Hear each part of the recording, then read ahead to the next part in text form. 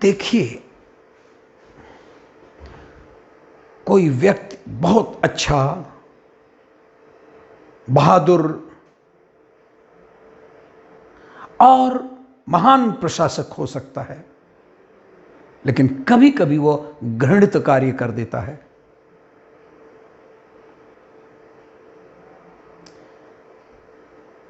अजात शत्रु, जिनके बारे में आपको बताने जा रहा हूं, 493 ईसा पूर्व से 461 ईसा पूर्व तक, यानी आज के कोई 2400 से ज़्यादा वर्ष पहले अजात शत्रु बिंबिसार के पुत्र थे। ये बिंबिसार को आप गलती से भी मत समझिएगा। बिंदुसार वो चंद्रगुप्त मौर्य के पुत्र थे। बिंदुसार वो अलग थे।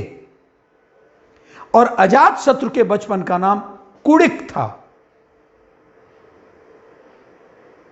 लेकिन कभी कभी क्या होता हो बताया ना मैंने। अजात शत्रु ने मगध की राजगद्दी अपने पिता की हत्या करके प्राप्त की। कितना एक घृणित कृत्य था। फिर भी वह वीर था, प्रतापी था। प्रतापी राजा के रूप में उसने ख्याति प्राप्त की थी और अपने पिता के गुण थे, इसलिए उसने भी साम्राज्य विस्तार की नीति को अपनाया और साम्राज्य की सीमाओं को चरमोत्कर्ष पर पहुंचा दिया।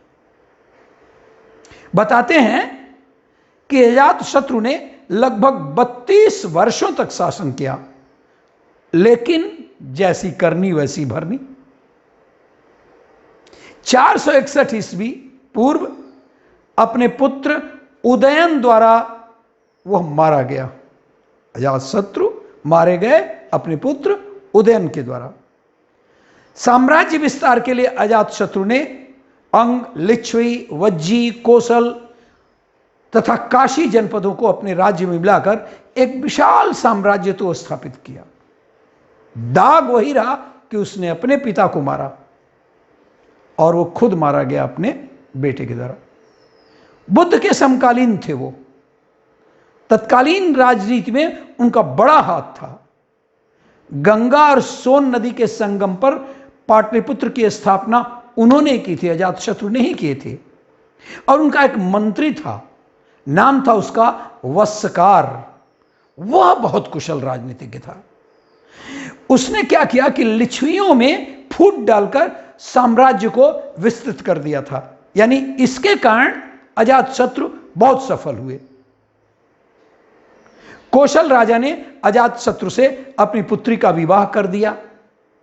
क्यों? क्योंकि वो डरते थे और भी एक राजनीतिक मित्रता होती है। और इस पुत्री का विवाह करने के कारण उन्हें काशी देकर शांति स्थापित किया। सॉरी। अजातशत्रु ने वैशाली के लिच्छवियों के खिलाफ युद्ध की घोषणा कर दी और वैशाली गणतंत्र पर विजय प्राप्त की। यह युद्ध लेकिन 16 वर्षों तक जारी रहा, तब जाकर के उन्होंने लिच्छवियों पर विजय पाया। समय जैसे जैसे बीतता गया, मगध उत्तरी भारत के सभी राज्यों के बीच शक्तिशाली राजनीतिक गतिविधियों का केंद्र बन गया। मगध की राजधानी थी राजगृह। कुछ भौगोलिक परिस्थितियों के कारण मगध साम्राज्य की महानता स्थापित हुई। क्या थी भौगोलिक परिस्थितियां? था ऐसा कि तांबे और लोहे के भंडार गया के पास खूब मिल गए और गंगा घाटी के आसपास की मिट्टी भी बड़ी उपजाऊ। इस कारण मगध के लिए यह एक महत्वपूर्ण लाभ था।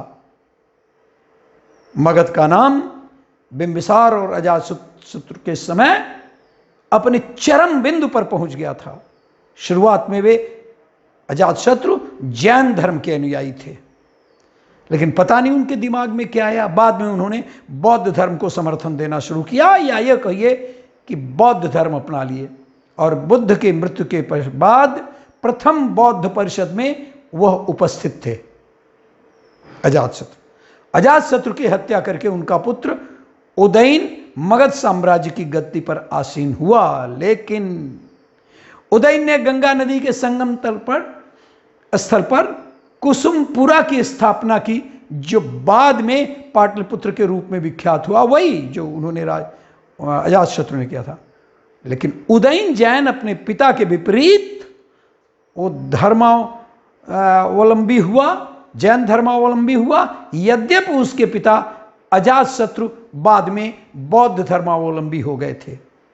उदयन के बाद मगध सिंहासन पर बैठने वाले हर्यक वंश के शासक अनिरुद्ध और मुगल हुए, और यहीं से अजातशत्रु का जो महान साम्राज्य था वो बाद में खत्म हो गया।